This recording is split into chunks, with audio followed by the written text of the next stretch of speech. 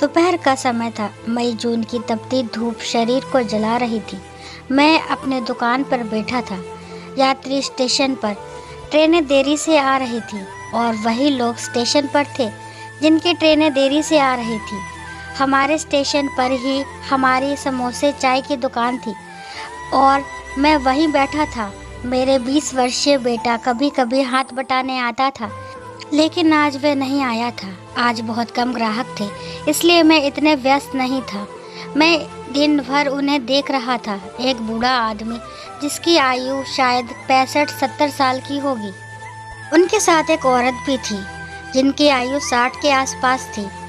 उस आदमी ने एक मैला उजला सा कुर्ता धोती पहना हुआ था और कंधे पर एक लाल गमछा लपेटा हुआ था जो कि इतना पुराना था कि उसका रंग बदल चुका था। उसके सर पर आधे बाल थे और हाथ में एक गठरी थी। शायद वे गांव से कहीं जा रहे थे। जब भी कोई ट्रेन आती तो वे दोनों बड़े ही ध्यान से देखते।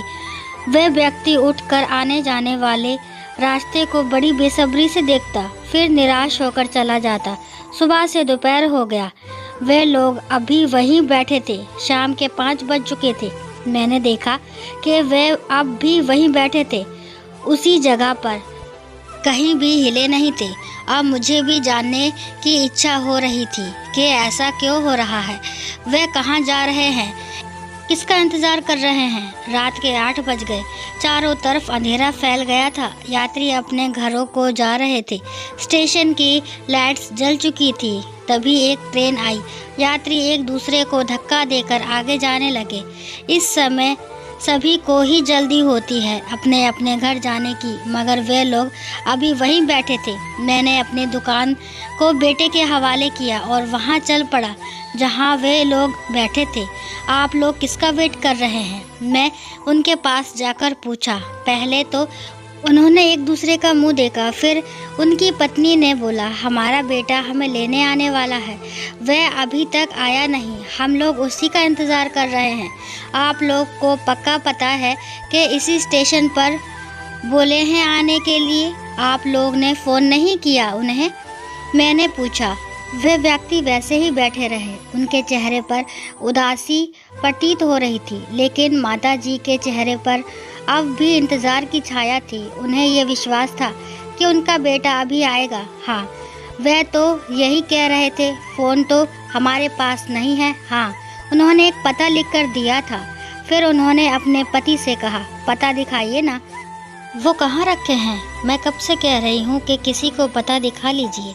ये लो बेटा, मेरे बेटे का पता है। उसने कहा था कि अगर वो देरी से आए तो किसी को दिखा देना, लेकिन उन्होंने किसी को दिखाया ही नहीं। उन्होंने वह पता का कागज़ मुझे देते हुए कहा। उन दोनों लोग का चेहरा मैंने एक बार फिर देखा। उनमें एक आशा की हल्की उम्मीद दिखी। मैंने वह पता लिया और पढ़ने लगा। जैसे जैसे उसको पढ़ना शुरू किया, मेरे आंखों के सामने अंधेरा छाने लगा। मेरे होश उड़ गए। जब पढ़ना बंद किया तो मेरे हाथ कांप रहे थे। सीना जोर जोर से धड़क रहा था। क्या ऐसे भी पुत्र होते हैं? ऐसी भी संतानें हैं? पूरी जवानी जिसे पालने पोसने में लगा दिया, आज बुढ़ापे में ऐसा कर जाएगा? मेरे दिमाग में हजारों प्रश्न उत्पन्न होने लगा। ये मेरे माता पिता हैं, मुझे पैसों की आवश्यकता है, इसलिए मैंने अपना घर बेच दिया और उनसे कहा कि आप लोग भी मेरे साथ रहें। मैं इन्हें अपने साथ रखना चाहता हूँ, मगर मेरी पत्नी उन्हें अपने साथ नहीं रखना चाहती। अगर मैं उन्हें अपने साथ ले जाता तो रोज़ रोज़ झगड़ा होता। इसलिए मेरा निवेदन है कि आप उन्हें वृद्ध आश्रम में छोड़ दें। मैंने उनके चेहरे पर फिर से नज़र डाली। वह बोल रही थी, मैं कब से बोल रही हूँ, ये पता दिखाओ। अब तक हम अपने बच्चे के पास होते ना। हाँ, सच कह रही हो।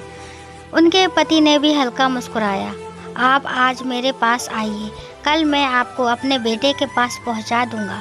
मैंने भी अपने मन में तय कर लिया था, मैं उन्हें वृद्ध आश्रम नहीं भेजूंगा, बल्कि अपने पास ही रखूंगा। मैंने धीरे से उनकी गठरी उठाई और अपने घर की ओर चल पड़ा।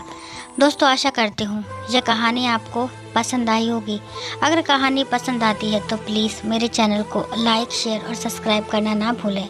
और इस कहानी के बारे में आपके क्या विचार हैं कमेंट बॉक्स में ज़रूर बताएं। और कहानी को लास्ट तक सुनने के लिए थैंक यू।